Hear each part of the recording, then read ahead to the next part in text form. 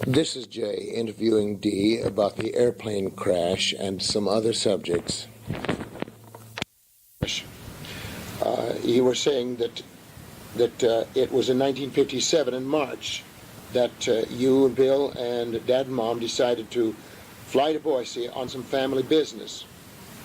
And Beth said that Mom wanted help in reviewing and correcting her income tax report that had to do with selling of her shop in Boise, selling their land, and buying the place in Bountiful. And Beth said that I'd helped some, and she wanted us to help her get it finished. And then you went on with your story, saying that Dad didn't want to go. Okay. What I need to find out is, what was the dream? Did you ever actually hear what the dream was about? No, I didn't, except that Dad had a dream that we probably shouldn't go. And he just, I don't know the particulars of the dream unless he mentioned it to somebody other of the family. But he was impressed that we shouldn't go. But he never told me just the reason why. Where did you learn that it was in Dad's dream that you received an L-shaped cut on your left cheek? He may have mentioned that to us, or maybe mentioned it to one of the other family, but I'm not too clear on some of that. You're not aware that he actually told the whole dream to anyone? I am not completely sure, but I think he told it. The dream may have told it to the family there, but some of the members ridiculed it, or didn't put that much weight on it, didn't ridicule it, but didn't consider it pertinent enough to destroy the trip? Yes, to destroy the trip, because you see, what would confuse a reader is this. You took Dad up a number of times and flew him around the valley here prior to that was the departure on Friday or Saturday. This was in March. But anyway, prior to departure, to get him used to the plane. Used to the plane, yes. You figured that was the idea of going up in the plane. And you told me that Dad didn't hesitate at all. That it kind of surprised you that he readily went up with you and seemed to enjoy the flights each time, which meant that there was more than one time. So it means that it was not necessarily the fact of going up in an airplane that troubled him in relation to the dream. Evidently, I was glad that I didn't play down the dream or didn't try to talk him out of it. It wasn't me that talked him into going. And I was glad of that. There was other members of the family that played it down, and so Dad relented and went along with us. Are you aware of who talked him into going? I know Bill was talking about it, but I don't know whether he was the one that talked him into going or whether it was Mom. From what I hear, Mom definitely... apparently, here's the thing, it was Mom that had been in business. It was Mom that sold the farm. And by the way, Mom sold the farm while Dad was on his mission? No, they sold it, I don't think so. I thought they sold the farm just about the time they come down here. See, I believe that I learned from Barbara that Dad was on his mission when Mom decided to sell the farm, that it was time to change, and she contacted Dad, and Dad gave his okay. That might have been true, because they sold it before they come here. Because what? They sold it before they come here. Okay, well, see, when Dad returned from his mission, where did he return? He returned up there. Up there? Where did, as far as you know, he gave his return address there? I don't think he gave it here. See,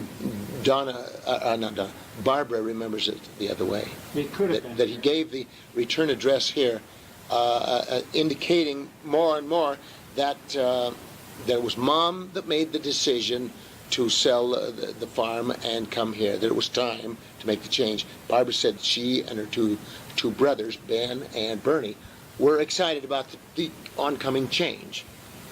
Something new and different for them. That could have been. I'm not too clear as to... But you're saying that you did not participate in persuading him against the dream and his... I'm glad I didn't. idea I not don't to go. think- Okay, so then it might have been Bill. Why should Bill? Bill was here, But why did Bill go in the first place?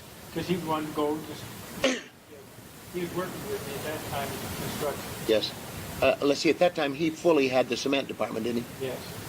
Well, partially so, I don't know whether it's that or whether Uh-huh. he just worked in the, And he wanted to go for the fun of the trip. right, we had the room. Uh-huh. Okay. See, we were building that subdivision on 1450 North in Bountiful, like Sophomore Orchard Drive Yes. at the time. Did you call that North Park? It may have been, I don't know. I'd have- Was that one? Was it that project that he lived in? Right. I think you called that North Park.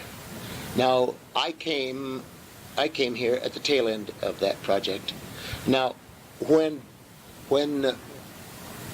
before Ben left for his mission, was he working for you in cement? Yes, And when Ben returned from his mission, he again worked for you? yeah, I think he did. Do you remember any difference in him? No, except that he was more mature, but nothing, no more than that. Do you remember? Good boy before. Yes, I remember you stating so. But I can vaguely remember you stating that there was an inconsistency about Ben afterward, that he was different. He wasn't always the same. I don't recall And that. and that you didn't know how severe that spinal meningitis had been for him. I don't recall that. I see. Okay. Well, let's go back to the flight. He worked with us in general construction, mostly with Bill, in the cement work. Yes, and from the reports I remember you giving me is that they were both good in it. That they were both Bill- good. In fact, you gave me a good Bill was report the pertaining hard to worker. even Bob too. Yeah, Did I had Bob was- and Bernie worked with Very capable. Well, Bernie too. us. Bernie both, but they didn't do actual cement, they just did preparation, like Right, and kind of leveling ground. managing, preparing things, and keeping things going. But I remember you saying that Ben was very good in the work, and Bill was leadership. Bill Was in leadership and Bill had a good hard knack worker. for it, hard Yeah. worker. Uh-huh. But what I did with Bill is I subcontracted to him the cement work, the curb and the sidewalk. But Ben was under contract with. Right. Was he under contract or just Under wages? contract. He was under contract, Not wages. not wages. Okay. I'm talking about Ben. I'm talking about Bill. Okay. Well, what about Ben? Ben, I think, was working for Bill. For Bill, I see. I'm not sure. Okay. I think Ben worked for Bill. Uh-huh. And when that concrete, because they had all they could handle. When I see, I'm sure that I'm going to have to go up and interview Bill and Beth, so I'll be up there and I'll cover some of these things. Okay, now the morning of the flight, what was the first thing that you did when? Wait a minute, let's back up before that. You are aware that Dad was in strong opposition to going, and for one reason or another, you decided to get him and go flying around to get him accustomed to going up in the air and feeling all right. And if I remember right, you told me that his response was very good. You felt good about it. But when the time for the flight came, he refused to go. And then I guess things hit the fan. What was the first thing that you did after are you aware that there was an argument in the home? Yes, I knew there was Ben, but I lived over here. Yes. And And mom and dad lived right over there, Yeah, kind of across the intersection. half a block away, but Yeah. most everything was settled the time I got there. And you went to the house. Oh, yes. When you got there, what did you hear and what did you learn? I just noticed that I could tell that there's a little tension in the family, and which wasn't new. There'd been tensions like this in the past, Over other other things. things. And so I wasn't sure what it was, but it seemed to evaporate when I got there and we were ready to go. And we left about 7:30. Okay, let me share with you that Barbara says that there was tension all that week, most all that week. Might have Now, are you aware of how soon he had the dream before departure? Okay, I gather that it was at least a week before the plane trip. So when you went over there, you did recognize that there was some tension, Yeah. but there was an agreement apparently that So that you were time- going to go. And Bill, I don't know whether he is there, but the time I got there, it comes shortly after. But Bill was with me over to the house. But we were used to we were aware that there'd been tension. What usually was the tension about? Oh, a lot of little things, because Mom would get aggravated over some of Dad's activities and things like that. What type of activities? Well, he's a little slow sometimes in getting things, responding to what Mom would want. Mom was always ready to go, Yeah. and Dad's a little bit slow on those things. Uh-huh. And it would aggravate her. And I guess it was little things that build up of those things. Sometimes before work, I'd stop to pick up Dad to take him to work with me. Where was work and what was work? When we worked on the subdivisions around. Dad worked with you then Yes, on those. different things. And when I'd stop at the house, I could tell that there'd been arguments. And because things were in tension. I see. And so I was used to it. And Bill and I talked to Dad 2 or 3 times during the day. And the fact is, we explained to Dad 2 or 3 times that he ought to take the lead of the family firmly, strongly, and assert his authority, but he never seemed to do it. Mom seemed to be the boss in the home, and Do you think Mom required it? I don't know. I think if Dad had asserted himself more, it would have been better. Mom would have been happier. I think Mom would have backed off. But she didn't, anyway, and Dad didn't, and so... You remember Mom would back off after she had tore into Dad for one reason or another. This was back at Meridian. And then us kids sided against Mom and for Dad and would speak up. Mom would back off. You remember? Yeah. But Dad was a different temperament than Mom. He'd never flare up. Mom would get aggravated on sometimes smaller things. And she had the ability to remember a grievance. She wouldn't forget them. But anyway, this morning, I wasn't too sure what was the argument, except that I knew that Dad was a little reticent about going. And so that was the reason that, but this has been building up. It wasn't that morning, though, that he refused to go that I noticed. Because we were ready to go. I know Bill talked to Dad along with Mom. And So apparently by that morning, he had relented and decided to go. decided to go. But yet you did still feel some tension. Well, I could tell his attention. Okay. All right. And see, this was 7 o'clock or so in the morning. See, Because we wanted to be off the ground by around 8. okay. All right. So it was about 7 in the morning then that you came to the home to pick them up. And what was you going to do? Drive in your car down to the plane? Uh-huh. Where's the plane? Right down here below Yeah, Bountiful? Bountiful Sky Park. Bountiful Airport. Airport or Skyport? Well, it's just airport, call it airport. Okay. It's the Bountiful Airport. All right. And Barbara told me yesterday that Dad finally decided to go. But it wasn't until after Mom had apologized. And she apologized because either Bernie or Ben persuaded Mom to apologize. Mom relented, saying that she would apologize, but she wouldn't mean it. I wasn't there when that took place. Right. But Dad, I think Bill might have been over there because I remember Bill being there that morning. that morning, I see. I remember Okay. Bill and he may have been there before I got there. All right, well, then all of you got in one car and drove down there? I think so. Maybe one of the kids took us down, but I'm not sure. I'm not even sure whether a car was left at the airport or not. Do you remember whether you drove or not? I can't remember. Do you remember being involved in any preparations like lunches, anything? No, that was all done. Mom had those already. Okay. Barbara said she got up and made lunches for them. That was all ready. Okay. All right, so then you went down to the airport. when is the first time that you as a pilot contact, what is it, ground control? Well, I filed a flight plan by telephone. From home, before you went over to the house to pick up the family? Yeah.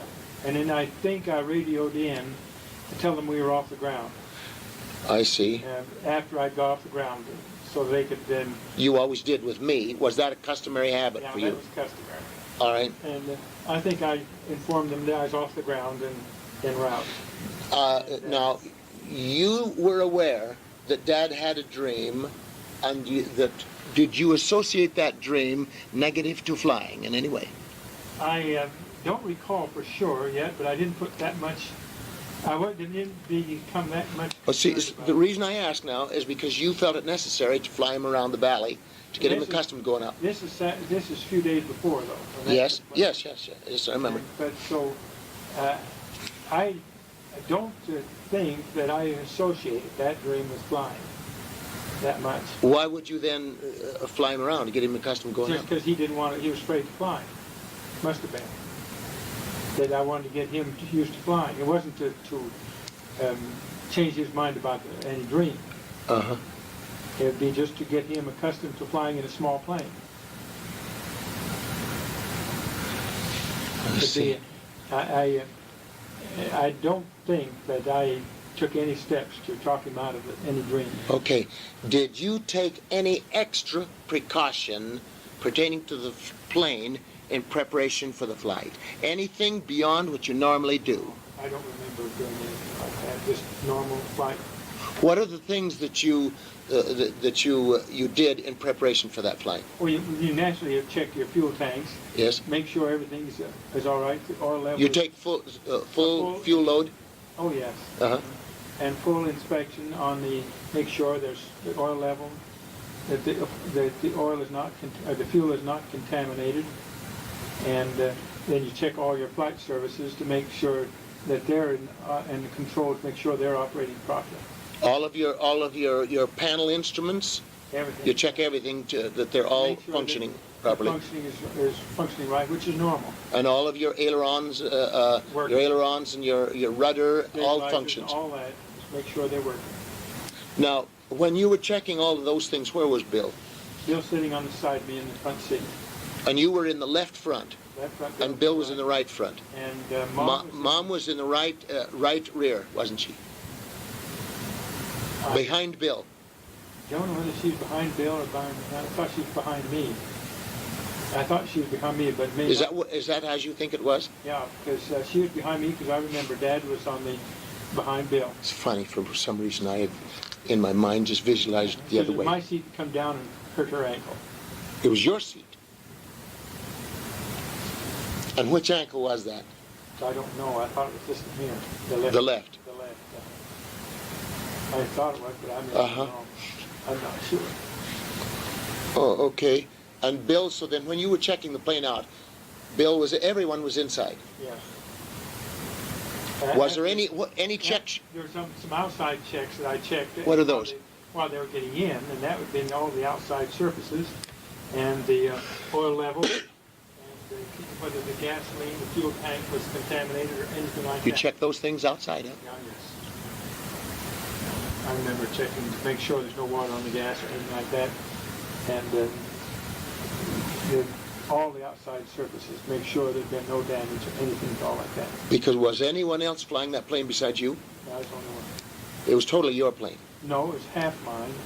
It was half mine, but the other pilot, I think I'd been the only one flying it for the last week. So I see. the plane was half owned by me. Uh-huh.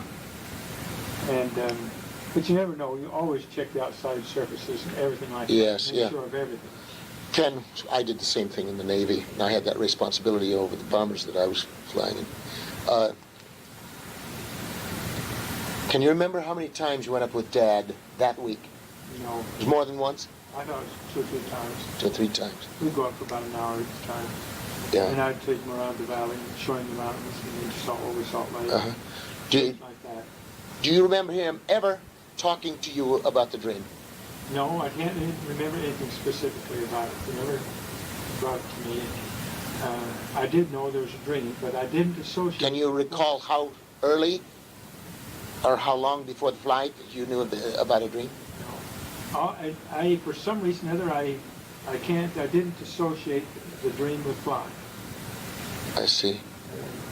I didn't connect the two. If it had been, I'd never have gone. My dad had other dreams, hadn't he, over his Different things. over his life that he felt to be But, significant. I may have still thought that might have been something to do with construction or different things, because I knew Yeah. construction was hazardous. Yes. I didn't associate it with flying. Did you? Or else I'd never have gone. Did you? In relation to that dream, did you? Were you aware at all of the L-shaped cut on your face? No. You didn't know anything about that? Do you specifically remember any other dream Dad ever had that wound out having any significance?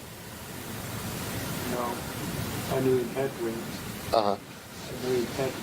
I don't think this dream was played that as much a part as what you're mentioning is. It didn't, it wasn't that significant at the time. At least I don't recollect that it being that significant at the time we were flying up there. It wasn't an issue, as I remember, that much of one. I see. Well, then apparently then there was quite a bit known that didn't actually get on back to you.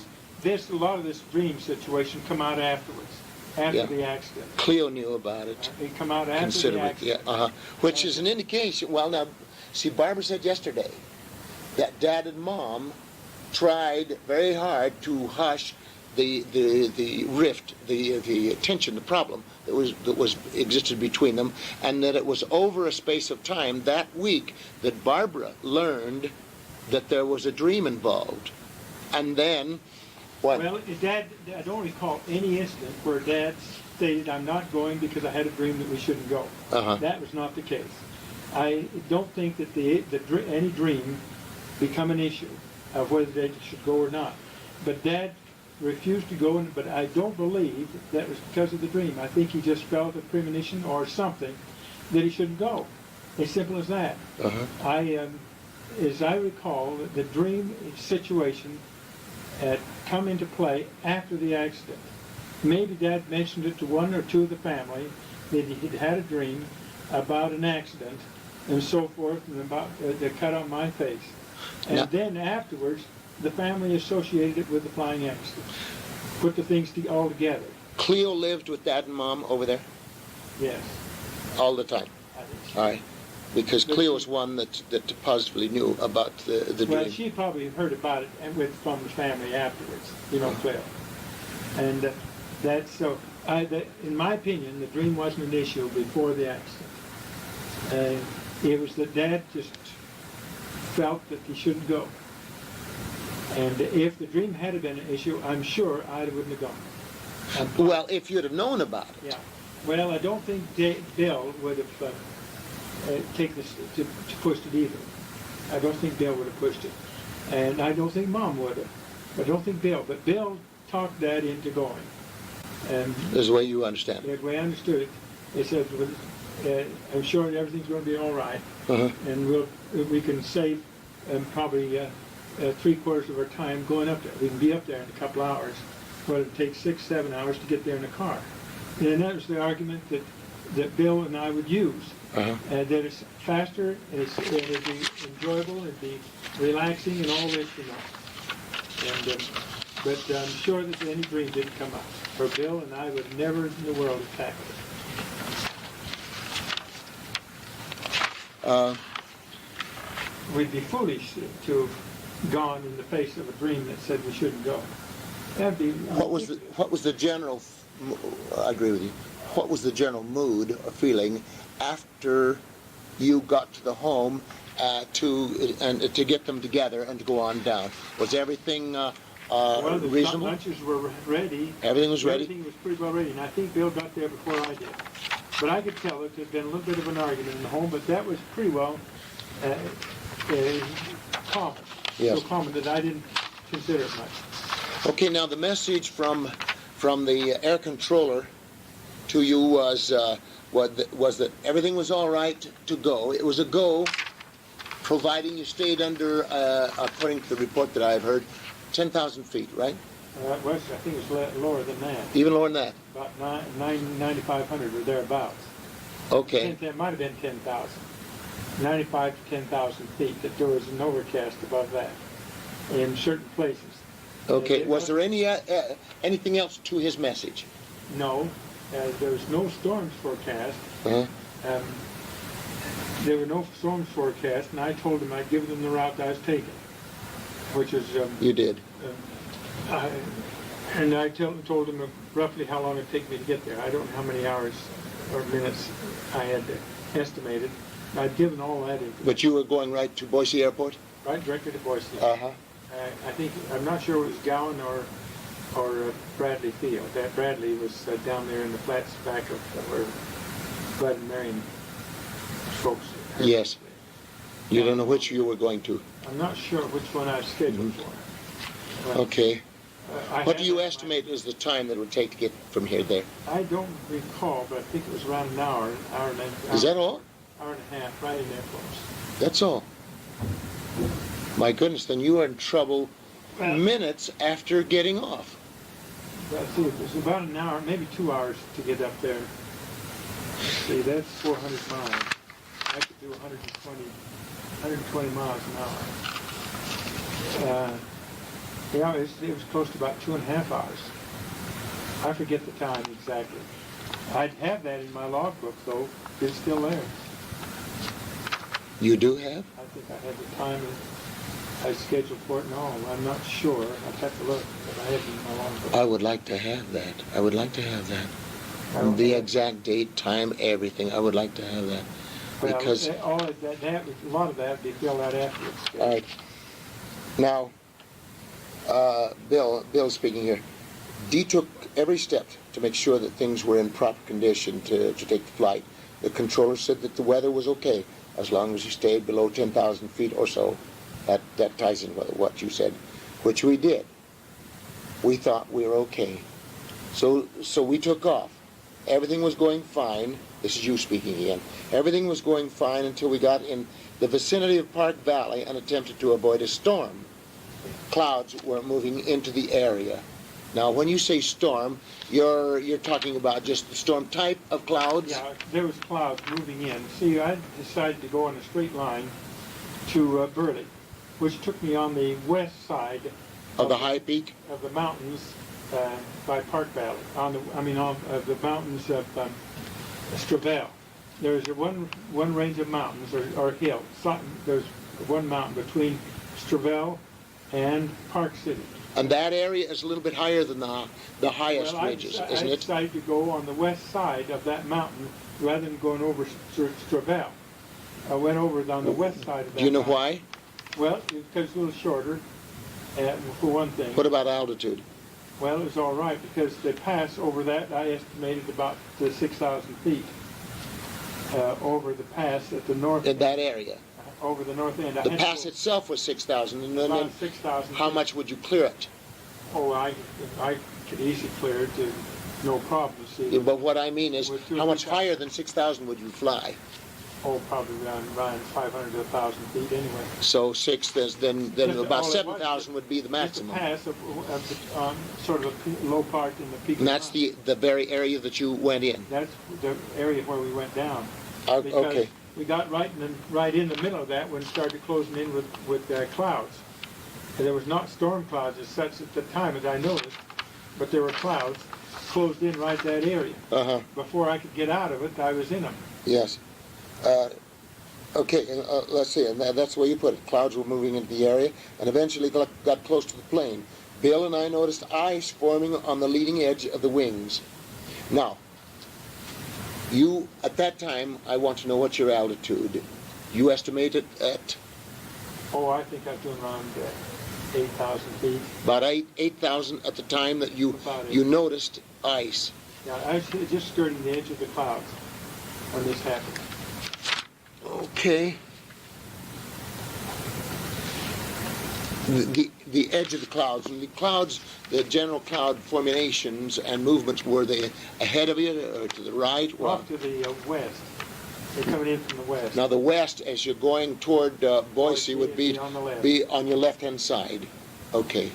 left. I could see them coming in, Uh-huh. and I could see them coming in, and I thought I'd be all through How, the pass before they got to you? got to us. Because the pass looked clear at the time? Yeah, it was all clear.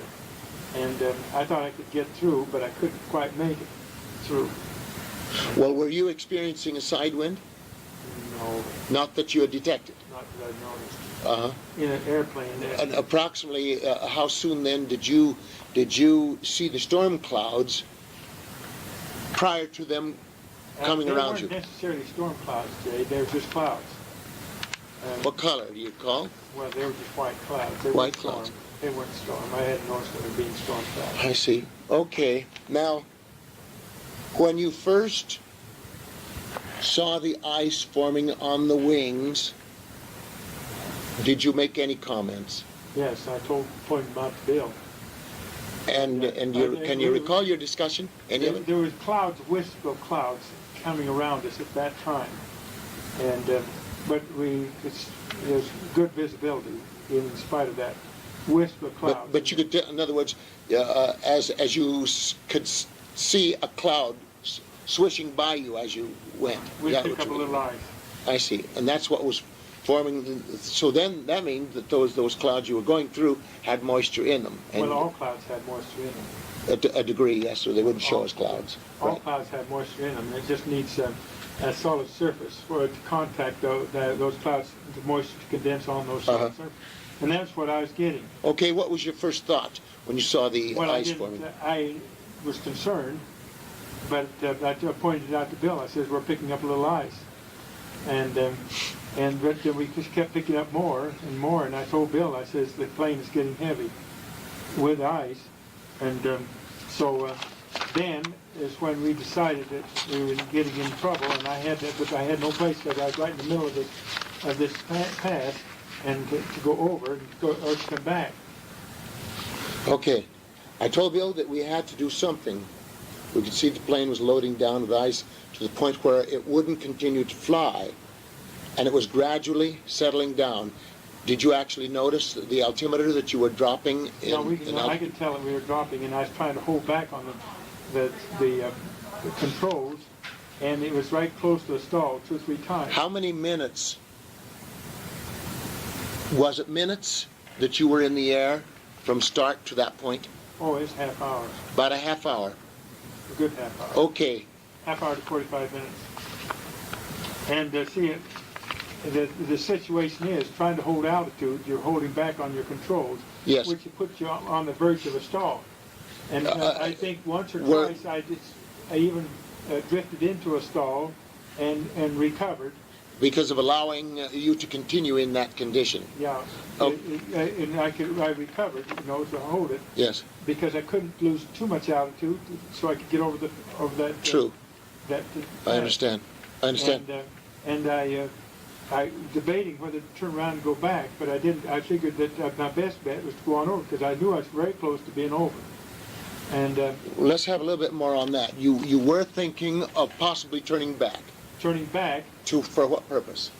to get away from that pass, but I figured that I was as far as at the point of no return in the pass. Did you figure that it was clear on the other side of the pass? Yes, because I could get lower. Then it was a matter. Then safety or security would be getting lower.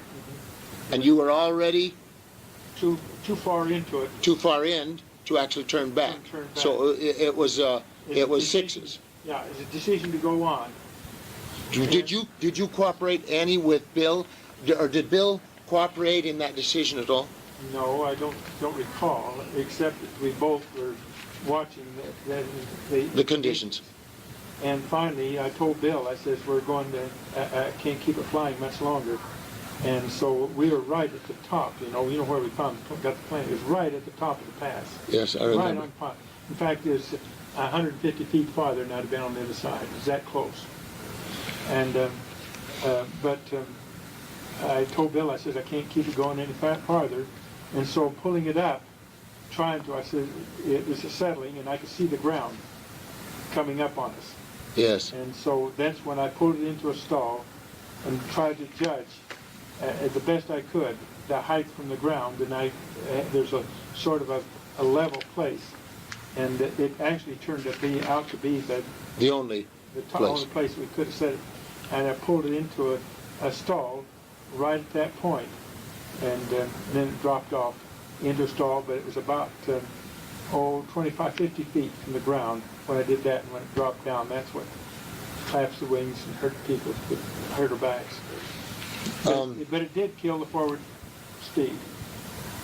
It was practically, I don't think I was going forward any more than 25 miles an hour when that happened. I wish that I'd have been able to see the plane or the results of the plane afterward. But what I do recall, some way I saw something about, maybe it was your pictures. Before I leave, I would like to see those. But it seemed to me that there had to be very little forward movement at that time. And that's, quite frankly, that's what was taught in the Navy. Of course, these were seaplanes. When you're coming in on a power landing and something forces you to abort that landing, maybe you hit the water too hard or misjudged the distance, hit the water sooner than you should, and it bounces the plane up high, the instructions were to pull back on the yoke and pull it right into a full stall so that it drops into the water.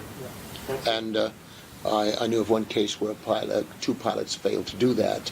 They maintained their power landing, their speed, and their power control setting, and as a result, pushed forward on the yoke to bring the nose back down into landing attitude.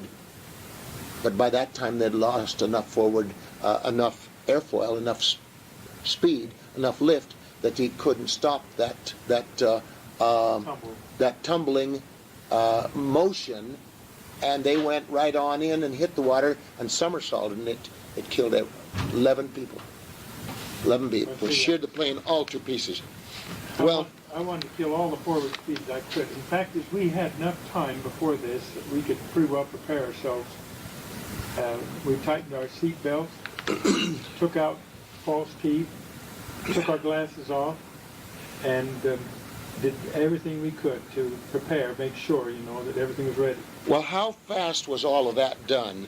How much time was used in doing that?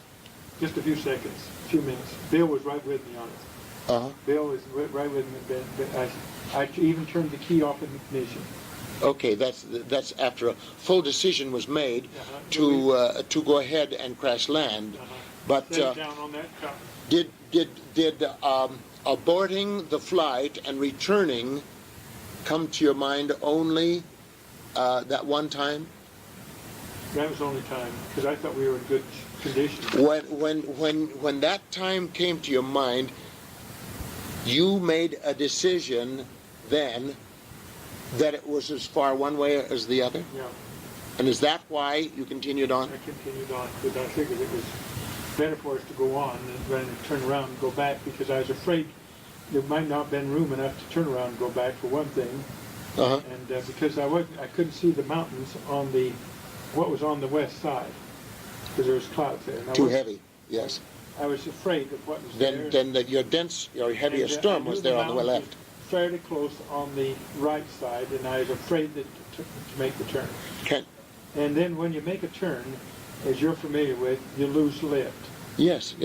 And I was afraid of all of these things. I knew it was icing, and so if I'd go into a turn, I could go into a turn stall, and then I'd have a problem there. So I elected to go straight ahead. Because did you at that time have higher mountain on both sides of you? Yes. Well, I couldn't see what was on the left. On the left, because it was heavier storm over there. Well, clouds. Heavier clouds, darker, dense. Just dense. Were they grayer? No, they were all white clouds. They were. Just fog. Just a fog. Okay. All right. It wasn't clouds. It was just fog coming in, and you could see it. Uh-huh. So you've seen fog roll ahead on the ground. That's the way it looked.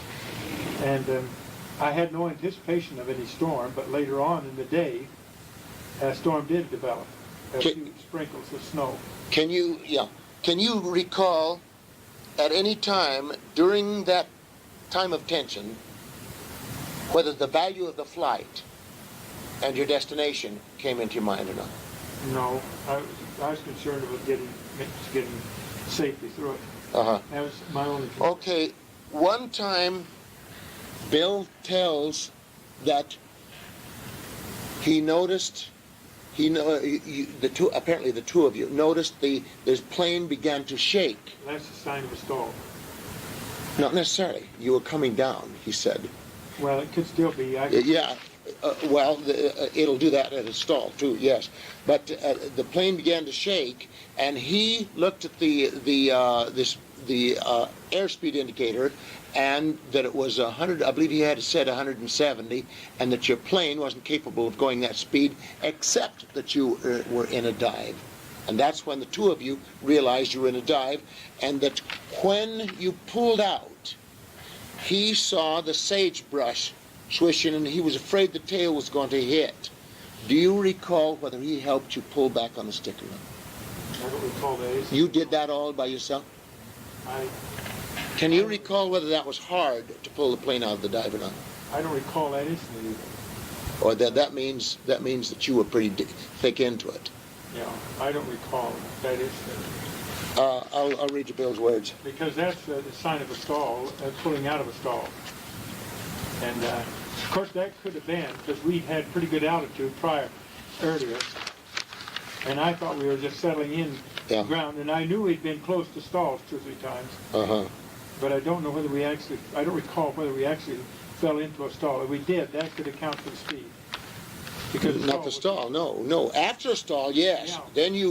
Then you go down. Okay. Then in recovering, yeah, you would have the speed. Right.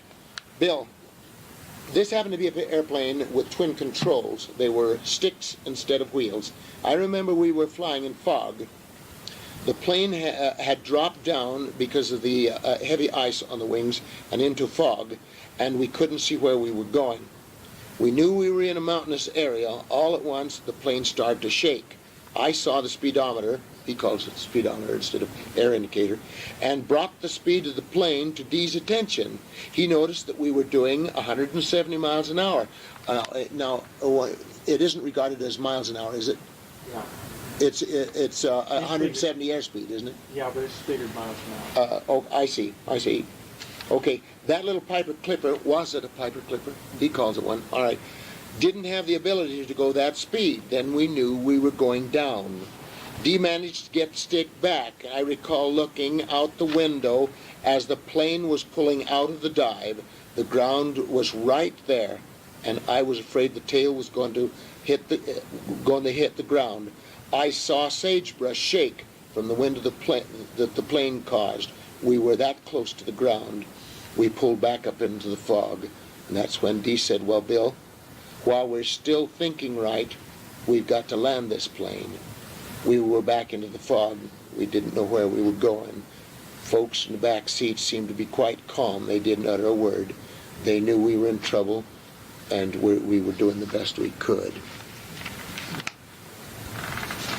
Okay, but Bill did not participate any in the flying during that, huh? No, not that I know of. You can't specifically recall having a hard time pulling it out of a dive or something like that? You were concerned then with holding an altitude enough to stay up and maintain flight speed. Is that what your thoughts were? Okay, then did you make the decision, or did the two of you make the decision that you were going to crash it in the best you could? Well, I think it was probably primarily, I talked over with Bill, and I think it was primarily my decision. That we had to Seeing that analyzing all the readings, the instrument readings and conditions that you had to. Was there much time that passed between the time when you first saw ice on the wings and when you made the decision you had to set it down? Well, when it quit, I couldn't hold it. It just kept slowing down, and I was trying to hold altitude at the same time, and I couldn't. Well, when it's in a condition like that, you are going down and hold altitude and speed, and flight down, speed. When it gets down, it's so fast, and you know you're right on the edge of a stall, and it was. I could feel it. You could feel it wobbling. Did you have any idea? Could you see on over the pass? Did you have any idea you were that close see. to the ridge? I couldn't see. How wide's the pass right through there? Oh, I'd say half mile, quarter mile. half mile. And so if you could have made it another half mile, you could have then Well, began why? to drop altitude. No, I'm talking about the ride this way. Over is only probably a half block. Oh, then it's a fairly sharp ridge. Yeah, it goes down and then up and then down. And But you knew that you had ground close to you on both on the right and the left. about a half mile. I was in the middle of the half mile. Uh-huh. But for getting on over, you would have been able to drop altitude there then in less than the quarter mile. Yeah, quite fast. And the fact is, we were right on top when we landed it, crashed it in. Right on top. Well, according to your earlier report here, you estimated at the time that you checked it that you were about 100 feet from the top. Essentially, this house. Okay, that clarifies an awful lot of it.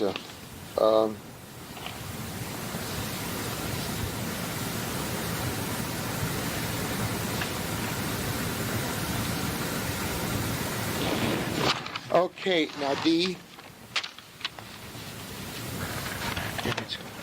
Yeah, not much left on that side.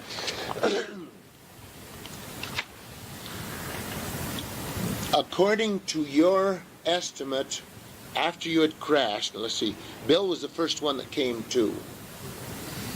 And he nudged you, and you woke up as though you'd been in his sleep. And you asked, is everybody okay? And Bill told you that, yes, they were breathing, all alive, and so on like that. You obviously weren't aware of how seriously Mom was hurt. Dad was unconscious. And you evaluated that Mom wasn't hurt all that much. I didn't think Mom was hurt very badly. But when was the first that you began to suspect that she was hurt, more serious?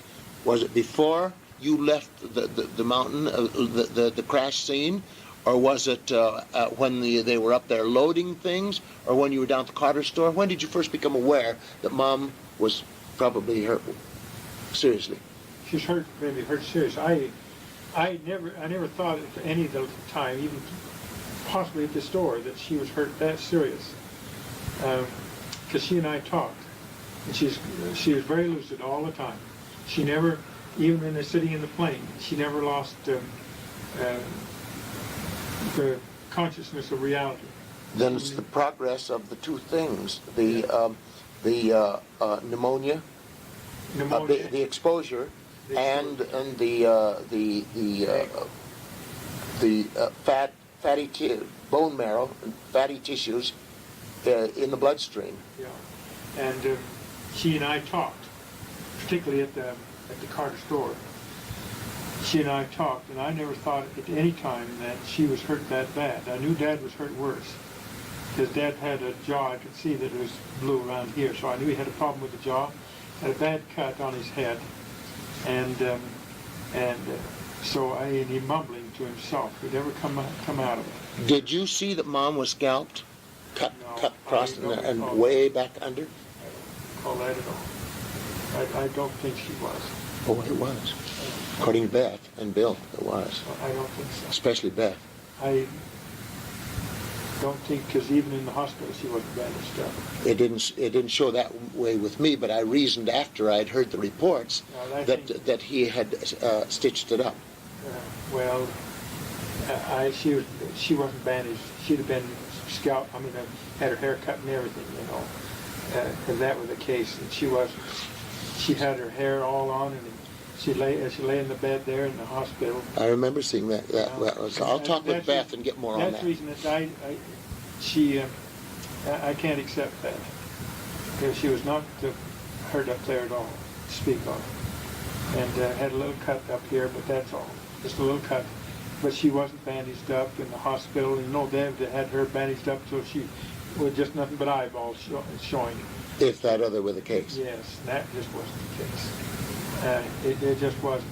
And they mentioned that her ribs were broken, crushed, her chest was crushed, and that wasn't the case.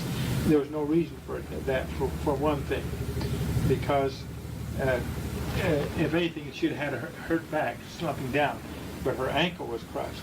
I know that. Yes. But not her chest.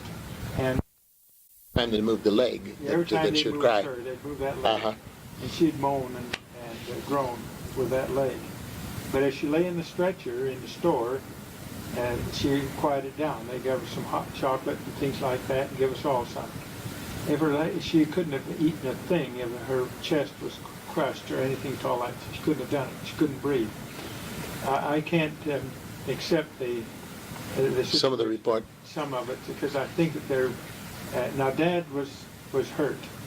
Do Tell it. you think that they would have these findings At the hospital? at the hospital I'm sure on their report? I'm sure they would.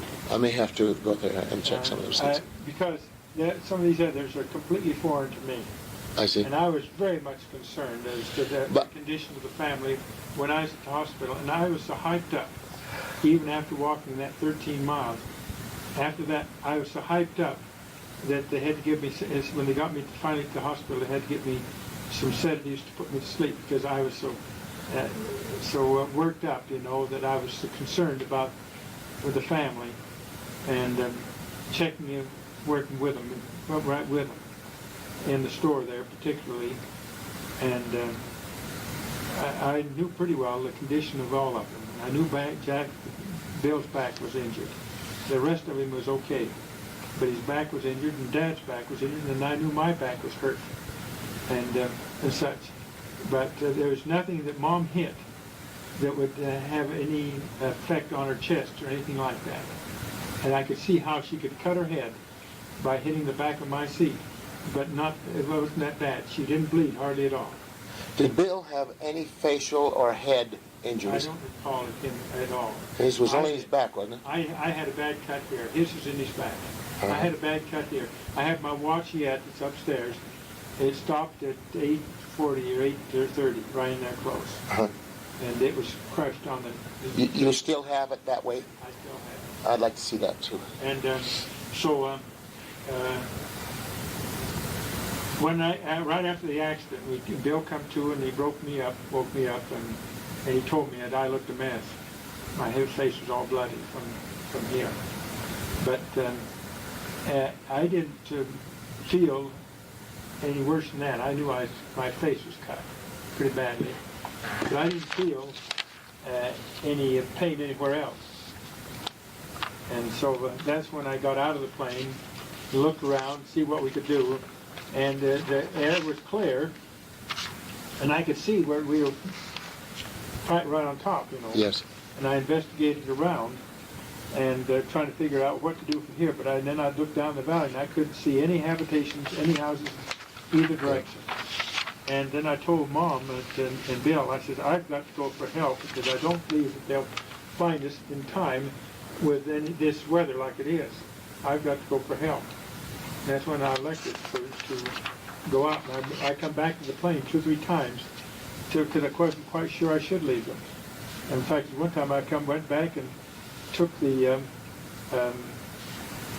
field glasses out from the plane so I could find my way. Yes. Okay. You had said that after you got up, you had found help, and that you and them and the Jeep made it back to the scene of the crash. That you, according to the reports, you were the first to get back to the plane. Your big concern was to see if they were still alive. Uh-huh. And when you heard Mom and Bill talking, you knew they were alive. Yeah. And then apparently you experienced a letdown or a relaxing, because you said things became a little hazy after that. You didn't remember too well.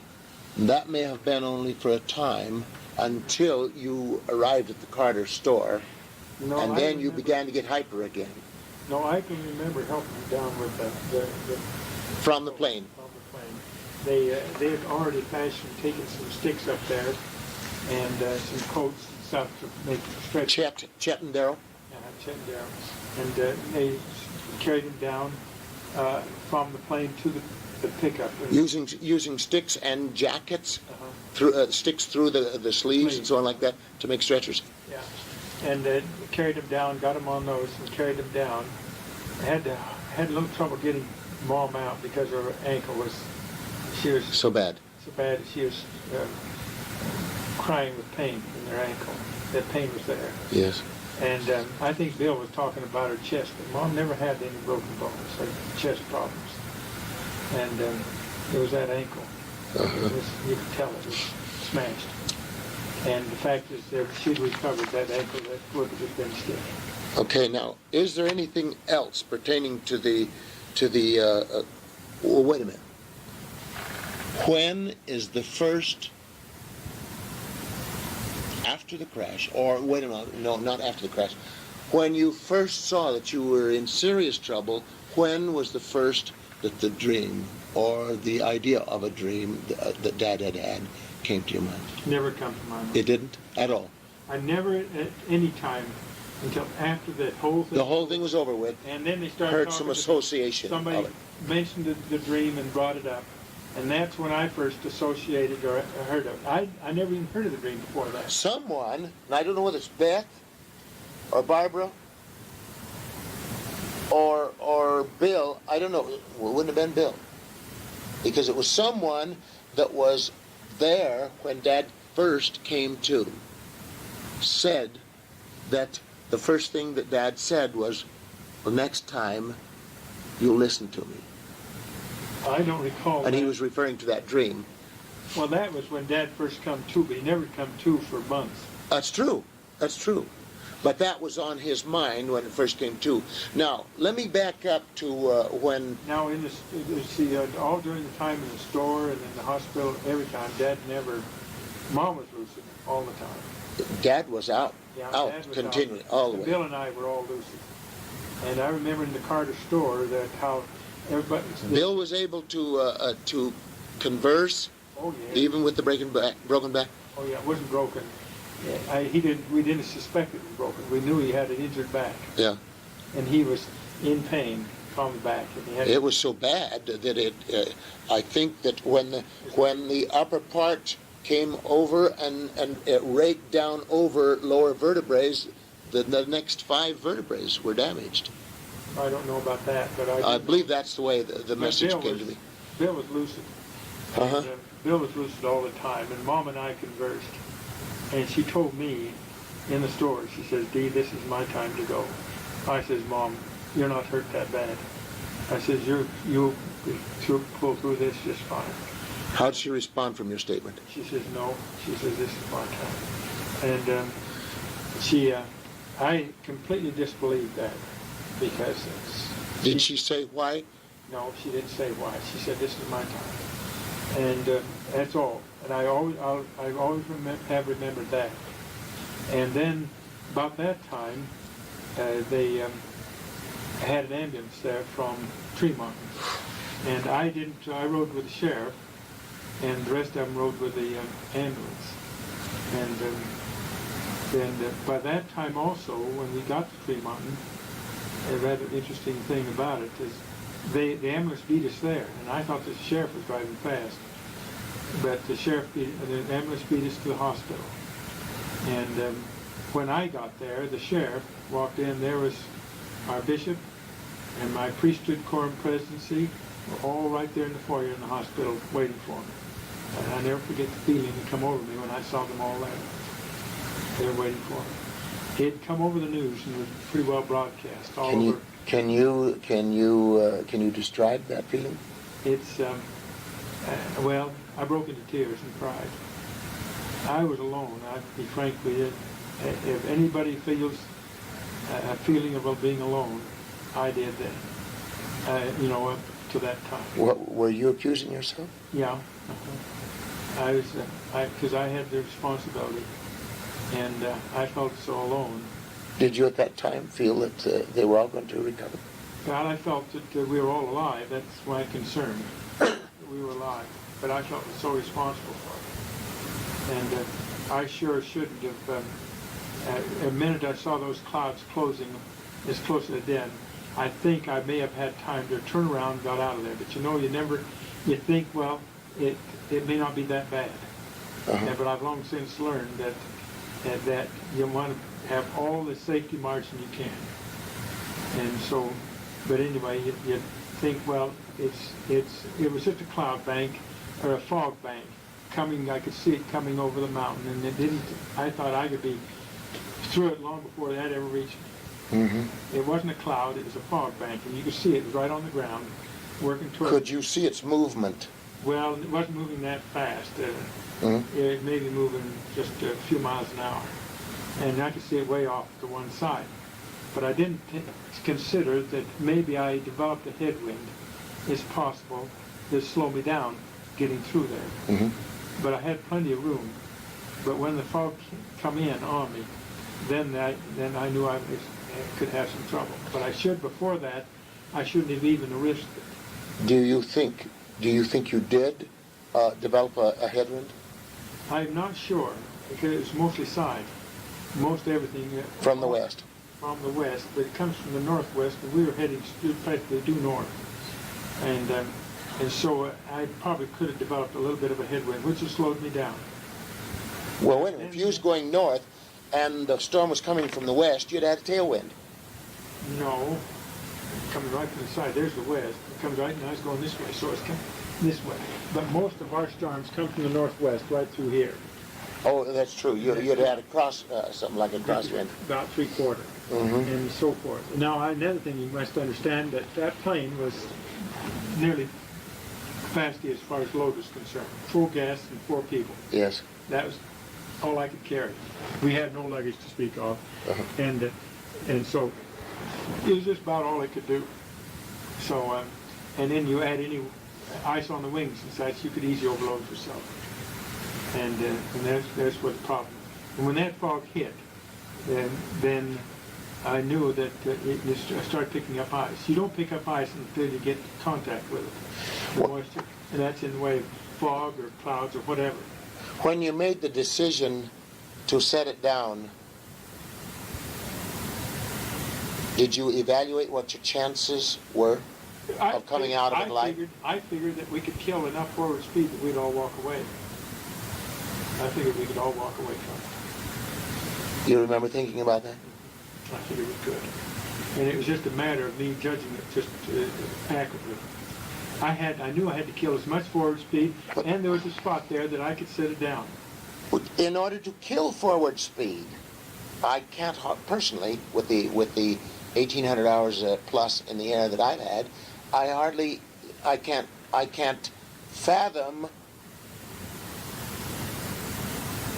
anything but gaining altitude right at the last, straight up, in order to kill your forward speed, and that means a drop. That you would have to drop back down, because you can't kill forward speed and hold altitude. I figured I was going to have a drop.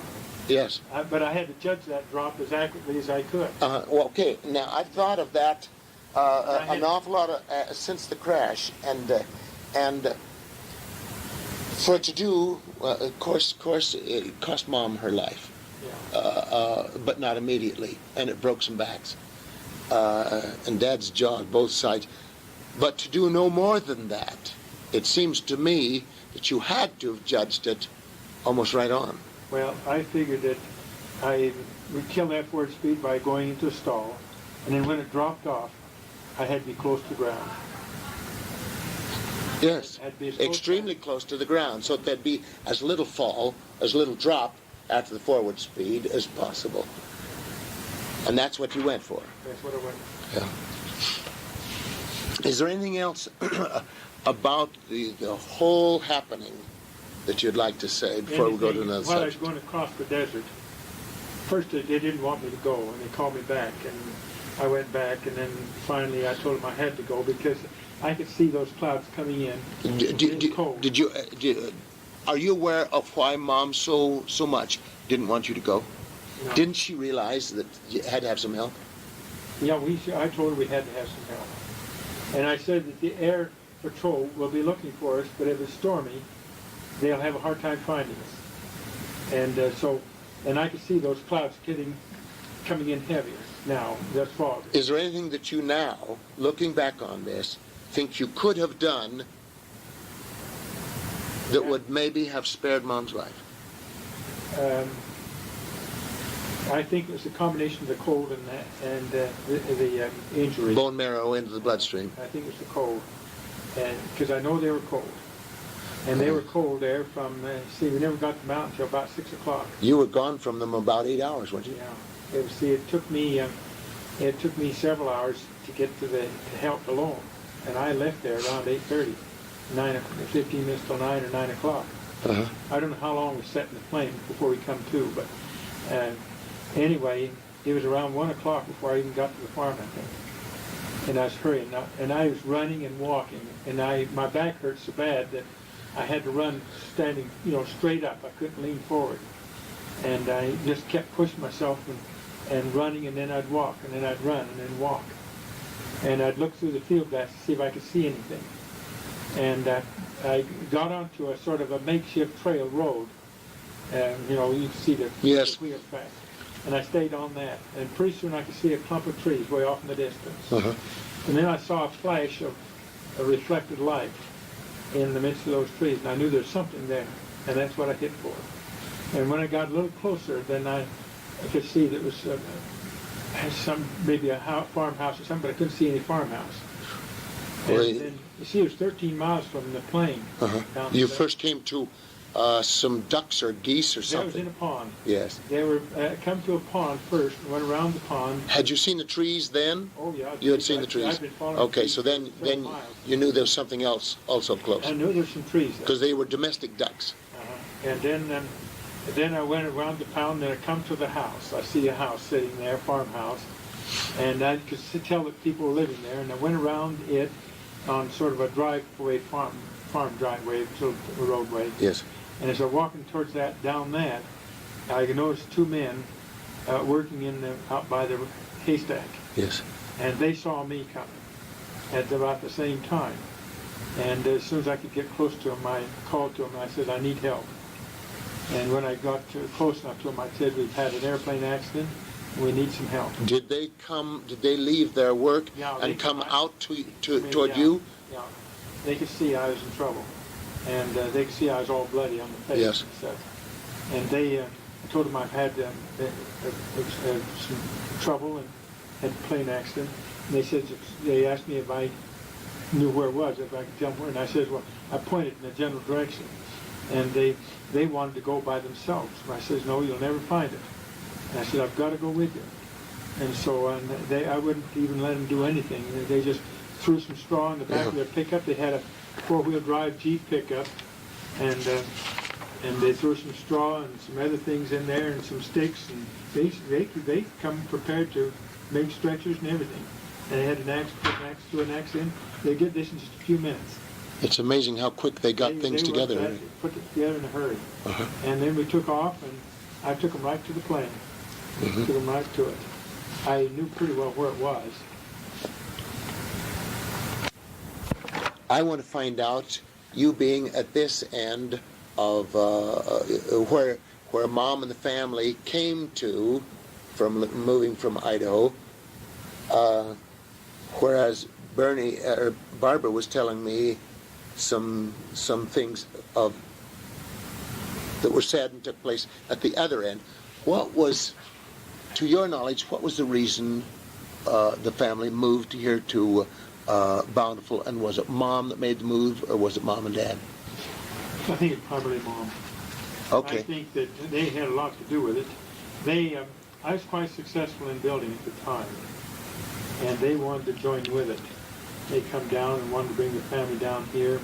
They felt that the farm wasn't the place for their family. They'd had. Were there conversations indicating this? Yeah. Can you remember any of them?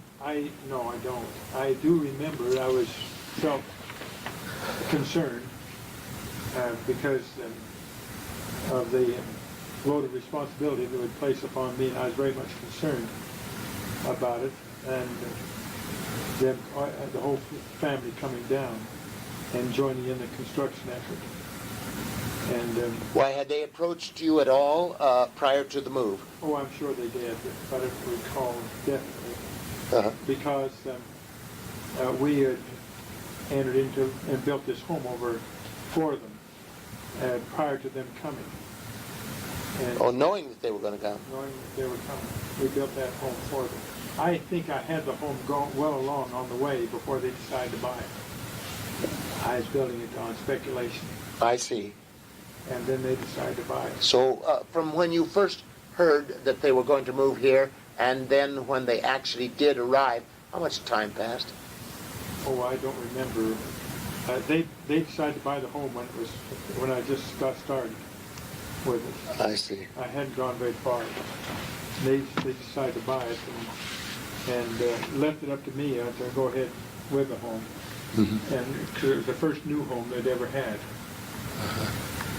And I took pictures of the home during the course of construction And sent to them? and sent to them, yes. And I have slides of them here. And so, but I was concerned a little bit. I think Bill was here first. He was with me before. Uh-huh. Were the folks happy when they came here? Oh, yes. Quite happy. But I could soon see that I had a real heavy load financially supporting that many in the family in the construction business. Uh-huh. There's a big load. And I felt it was a heavy load. Uh-huh. Because it was hard to do, that much. Okay. Now, you told me, by the way, when they moved here, where was Dad? Was Dad with them? Yeah.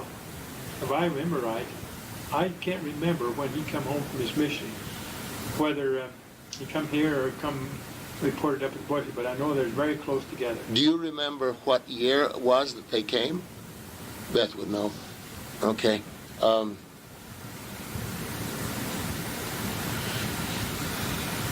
Oh, you told me on a trip that it was Dad's idea to go into the lumber business. Yes. Can you recall how that came about? He come over and talked to me. He said that a fellow by the name of Whitmer is building a store or a place to sell lumber. Now, I had been using lumber in large amounts prior to this time, and having semi-trucks bring it in from the Northwest. Yes. And I'd have them dump it at the different sites where I was building. And I was building several homes at different sites at a time, so I could use a lot of lumber. Mm-hmm. And so I'd buy lumber by the truckload this way into those points. And so Dad told me that Whitmer, who is also operating a truck, and I bought lumber from him, that he was building a store that could use it as a sort of a central point where he could drop off lumber and sell it out that way. Do you know where that store was? Yeah, where the lumber yard where we built it. I see. And actually, he had actually started the store and had the foundation in and had the subfloor on at that point. And Dad approached us and he says, "Son, what do you think of us opening up a lumber yard?" Because he knew I was using a lot of lumber and things like this. And we discussed it, and finally decided it might be worth looking into. And so we then approached, I think Dad is the one who approached Whitmer about the store there. And Whitmer decided he wanted to sell it to us, what he had done. We decided to go along with it. And that's where the store idea... Do you remember what you paid him for it? No, I don't. I'd have to look it up. But it was basically Dad's idea. It first started out, but we all got together and I see. discussed it as a family, Bill and I and Mom. Because we were losing a lot of lumber. And we thought maybe it might be a way of buying cheaper for our construction. But then it mushroomed up to where we were going into the retail business and got a hold of Mick Medill and so forth. And Medill was a factory representative, or wasn't a factory representative, but he was a wholesale lumber company representative, salesman. And I don't know how that ever come about, how we contacted him, whether Dad did or I did. And but anyway, it developed and got a little bit out of well, it developed too big, and we shouldn't have ever, that was... Well, it developed rapidly because I was here during the majority of that time. And what turned things... Were you was here before the accident or after? I was here after. Well, then, were you here when I we was first here. started? I was here about 3.5 months, at the most, 4 months after the accident. Or were you here then, before we went into the lumber yard then? No, you were in the lumberyard when I I came. thought. But that was a poor move, financially. Going into the lumberyard. Yeah, it was a poor move. Well, I would say because of what the government did pertaining to the cost of money and what the general economy has done since that time, without government meddling, it wouldn't have been a bad thing. But Because in value it was climbing quite rapidly at a time, but then it became a little slower and a little harder for Mick to make continuous big sales in lumber. And he had to start undercutting or underbidding in the sales other suppliers, And then that also, began to we hurt. had the mistake of selling on credit. And 2 or 3 sizable contractors went bankrupt. And that will hurt anybody. Hardee, at the present time, I can't remember how I came from California to Utah at the time that the folks were in Tremont. I don't know if I drove with Von Floyd and Ron or if I flew here. I know that Flo came later. But anyway, when I arrived here in Bountiful, I think it was here in Bountiful, was it you and Beth and Wendell that drove me to Tremont? Where were you? I was in the hospital. At Tremont? No, they had me in the hospital down in North Salt Lake, I was there for a day or 2. Well, then that was before I arrived, I believe. Because when I arrived, you were free. You looked bad. You were all bandaged up on one side and kind of pushed out sideways.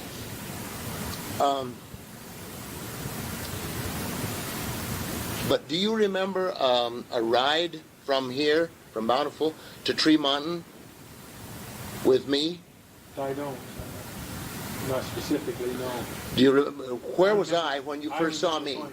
I remember going, I think in Fremont. I remember going back up to Fremont. I don't know how I got there, though. But I'm pretty sure then that Wendell took you from the hospital and me, and we drove out to Tremont because I can recall, I believe that it was Wendell, and whether Beth was there or not, and you were explaining some of the things that happened. You were all bandaged up big, but you were fine otherwise. Yeah. And then's when I began to learn things. Where was Cleo? Was Cleo at the family home I think over here? so. Okay. And then when we got back out to Tremont, there's where we stayed until Mom died.